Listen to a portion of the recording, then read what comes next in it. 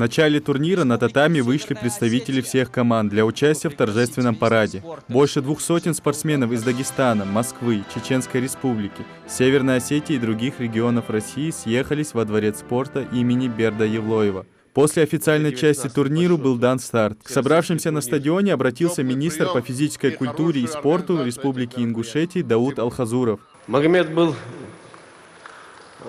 идеальная личность, он был как бы первопроходцем среди ингушей, который добился столь высоких результатов. За ним пошли и другие наши спортсмены. Мы сегодня с гордостью можем сказать, что у нас есть последователи этого вида спорта, у нас есть свои чемпионы России, чемпионы Европы, есть олимпийские чемпионы. Это все благодаря, я думаю, Магомеду Парчиеву, Цохадем Беркет Двейнес, дал Иза Вахамед, дал я Алёль Махмади. В первую очередь, также хочу поприветствовать всех наших спортсменов, пожелать вам удачных поединков, бескомпромиссной борьбы, судьям объективного судейства, а нам, зрителям, приятного просмотра.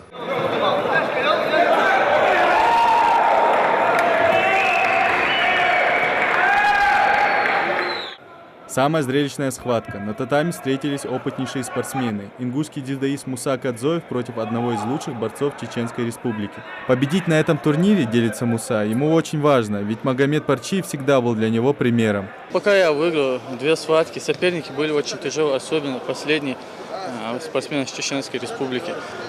Его я смог одолеть только в дополнительное время. Наш спортсмен неплохо выступает, почти все выиграли свои схватки. Дальше посмотрим.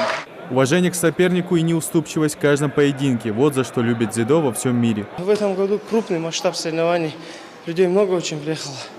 Боролся в том году, были в зале Хасана Халмурзаева.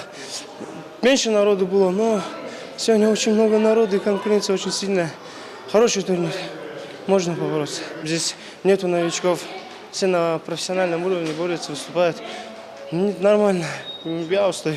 Тренер – это второй отец, говорят спортсмены. Каждый поединок для дзюдоистов – это испытание. Самое главное для наставника – это настроить своих подопечных на борьбу за каждый балл. С каждым годом все лучше и лучше организация.